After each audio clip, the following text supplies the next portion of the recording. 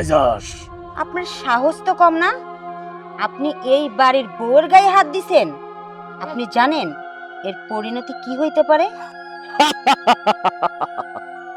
আমি তো তোর গায়ে হাত দিই নাই, আর আমি হাত দিছি তোর উপরে যে ভর করছে তার গায়ে হাত দিছি, আর তুই আমার খবর করবি? হাত ছাড়েন, হাত ছাড়েন কইতাছি।